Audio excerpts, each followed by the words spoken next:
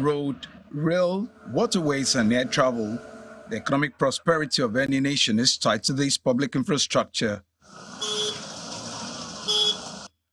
Nigeria's infrastructure deficit, amounting to 30% of its gross domestic product, falls short of the international benchmark of the 70% set by the World Bank. That's according to the International Trade Office of the U.S. Department of Commerce. This is corroborated by Professor Ndubuisi Nwokuma, the director of the Center for Economic Policy Analysis and Research of the University of Lagos.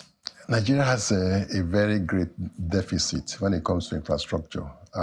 Just like we talk about in economics, we have what we call social overhead capital.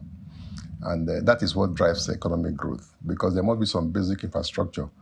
I talk about gross capital formation, or fixed capital formation, which is very, very critical. Nigeria has a very great deficit, and unless we address that, I don't think the economy has any progress that we will expect to come from it. President Bola Tinubu had announced and also reiterated the creation of a new infrastructure fund, part of a series of measures to boost the economy and ease the impact of fuel subsidy removal. To ensure better grassroots development, we set up an infrastructure support fund for states to invest in critical areas.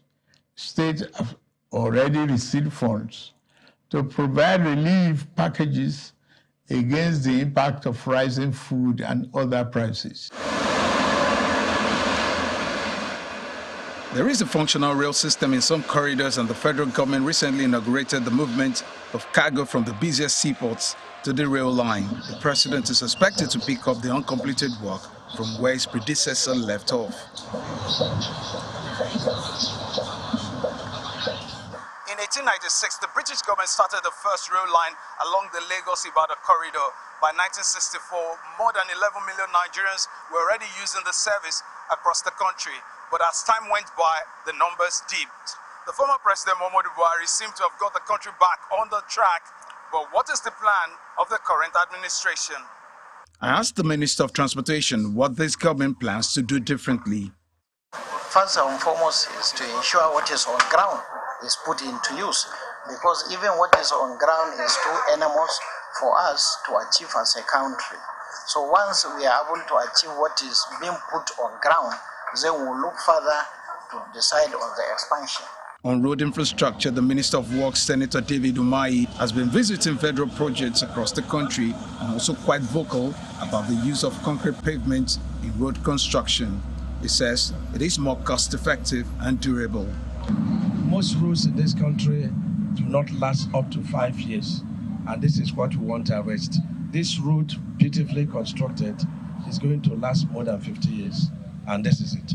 No job will be awarded under me henceforth without it being on concrete pavement.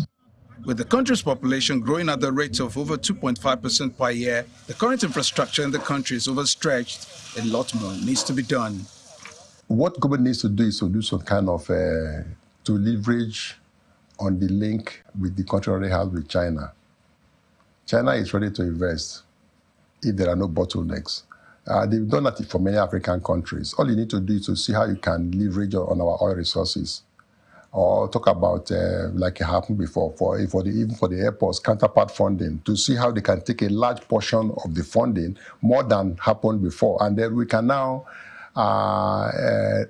religiously maybe provide money so that they can come in and provide this infrastructure. And over the years, if the government is faithful, we can get these things functional.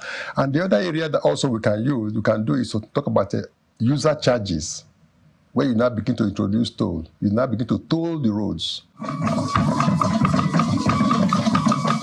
As Nigeria marks the 63rd Independence Day anniversary, there are hopes that the country will live up to its full potential and also continue to build public infrastructure to the benefit of all Nigerians. Dari Idowu, Channels Television News.